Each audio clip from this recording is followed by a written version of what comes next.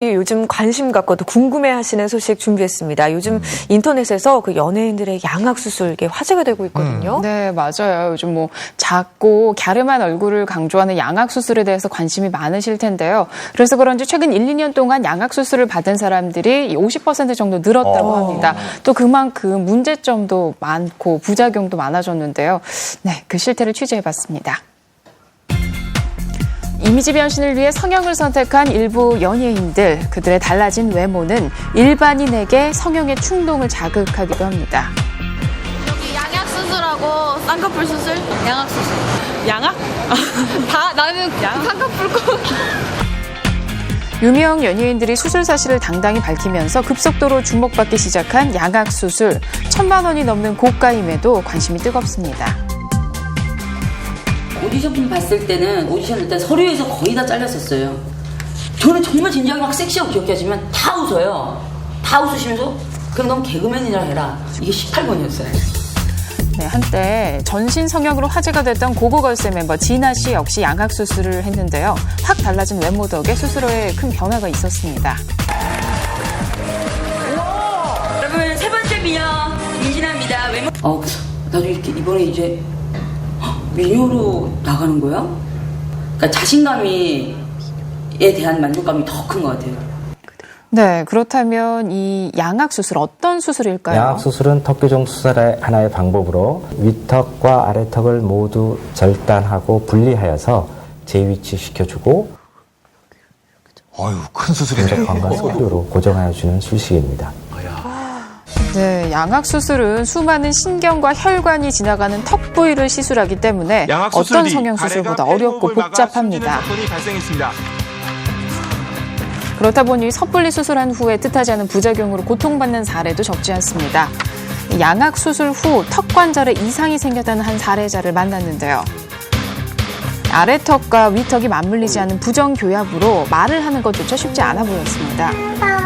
이쪽에 너무 고통이라도 뼈를 더 벌릴 수 없죠. 더 벌리면은 이쪽 뼈가 찢어지고 아파요.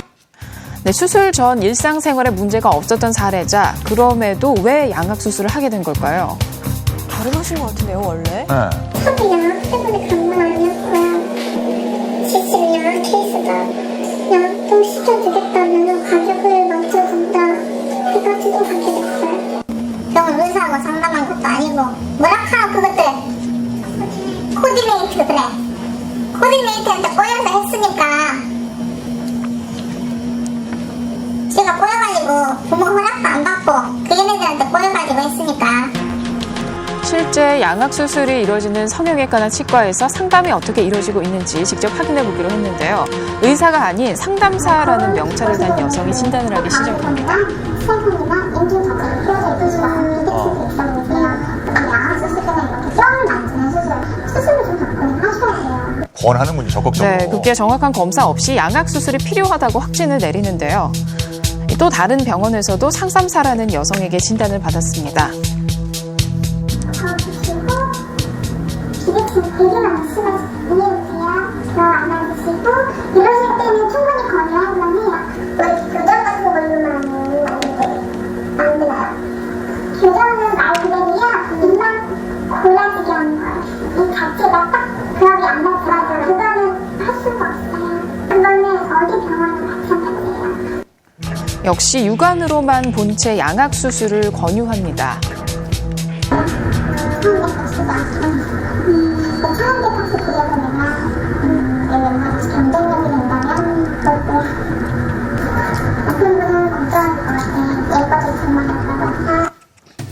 정밀한 검사도 없이 수술부터 권유하는데요.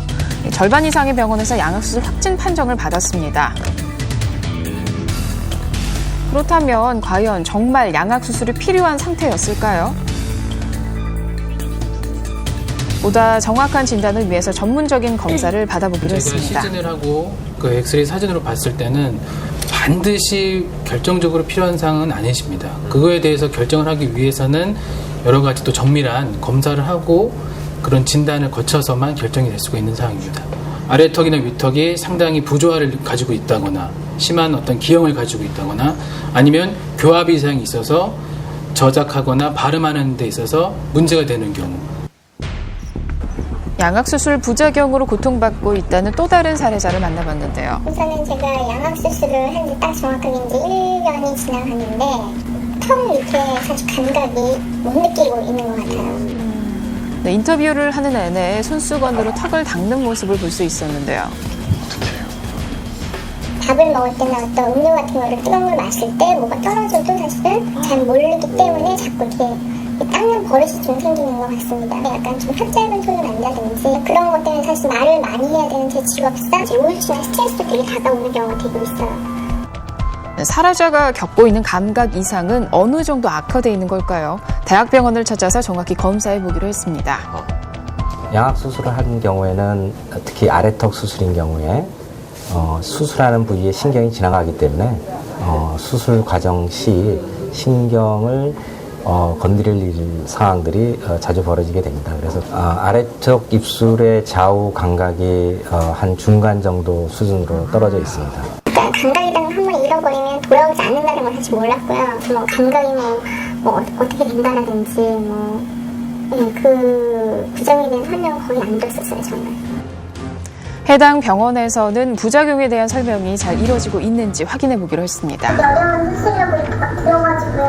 어려운 수술은 아니고요. 네, 저희 병원에서 많이 하는 수술인데 어려운 수술이라고 그다음에 큰 수술인데 저희 큰 수술 많이 하니까 저희 쪽에서는 보편적으로 생기는 거죠. 부작용 같은 거는 신경이나 이렇게 마비가 올 수 있는데 이런 건 6개월 정도 지나면서 신경도 소상의 신경들이 회복되면서 완벽하게 되는 가능하시고.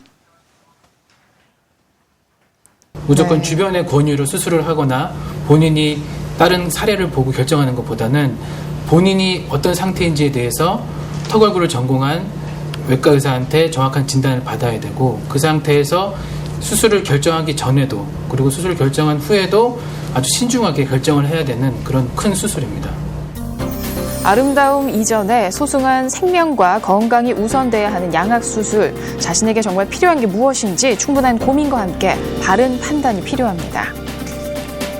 네, 사실 여자라면 예뻐지고 싶은 욕망 누구나 다 있잖아요. 네. 특히 연예인 같은 경우에는 더 튀고 싶고 더 예뻐 보이고 싶어서 많이 하는데 저도 좀 생각하는 부위가 있었는데 다시 한번 생각을 해봐야 될 것 같아요. 예. 그래요. 겁나서 못할 것 같아요, 남자들은. 네. 근데 어떻게 해요? 그 일종의 사고죠. 의료사고라고도 할 수 있고. 이런 일이 발생하면 어떻게 대처를 하죠? 네, 무엇보다 빠른 대처가 필요할 텐데요. 기본적으로는 수술을 받은 병원에서의 진료 기록, 진단서, 영수증 이런 게 필요하고요. 그런 걸 첨부해서 종합병원 같은 큰 병원에 가서 지금 내 상태에 대한 정확한 진단과 또 앞으로 향후 어떤 치료가 필요한지 그런 소견을 받는 게 좋겠습니다.